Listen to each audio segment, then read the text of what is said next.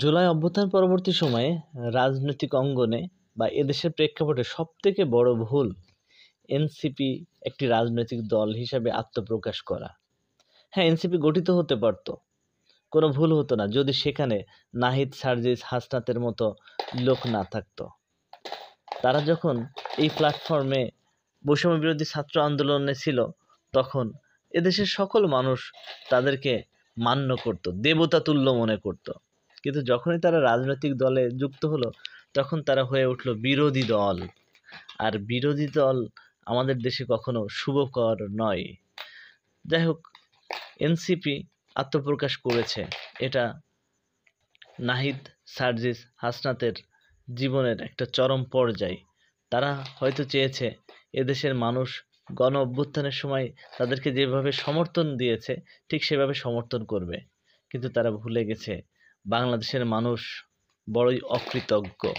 এদেশে ভোট হয় নির্বাচনের আগের রাতে, কেননা আগের রাতে নির্ধারিত হয় বা নির্ধারণ করে জনগণ কাকে ভোট দিবে, এবং তারা মার্কা দেখেই ভোট দেয়।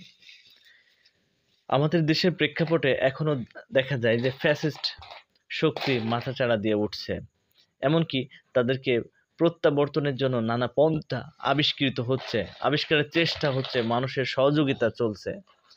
এই সময়টাতে এনসিপিতে অংশগ্রহণ করে ছাত্র জনতা তাদের গ্রহণযোগ্যতা হারিয়েছে।